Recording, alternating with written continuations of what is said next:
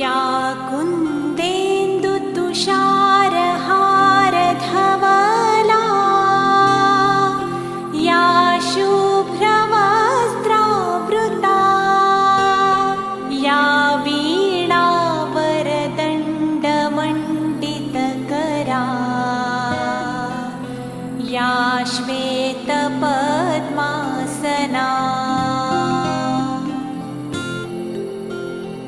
या ब्रह्माच्युतशङ्कर प्रभृति